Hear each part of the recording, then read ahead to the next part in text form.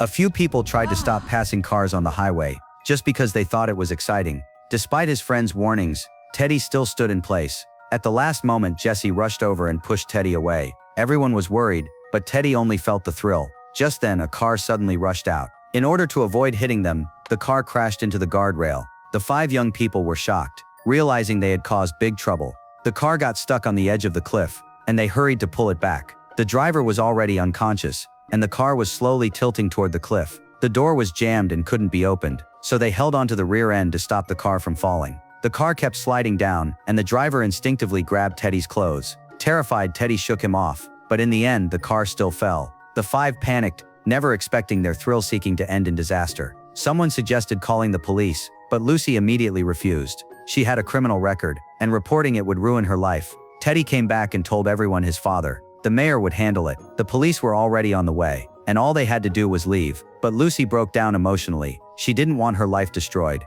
Teddy reassured her it would be fine.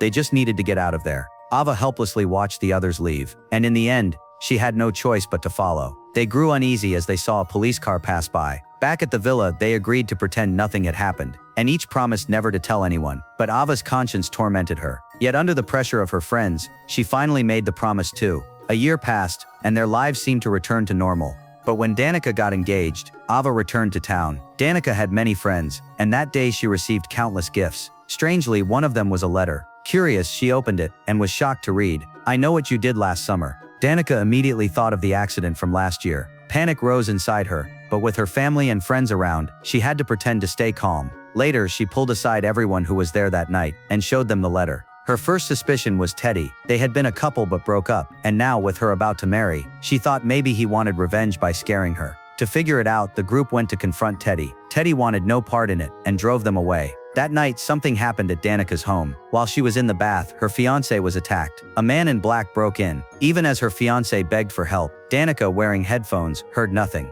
The intruder smashed the floor with a hook. By the time Danica finished her bath and came out, it was too late. Only the words written on the wall told her what had happened. The next day, the 5 gathered again. They began to suspect a traitor among them. But if the truth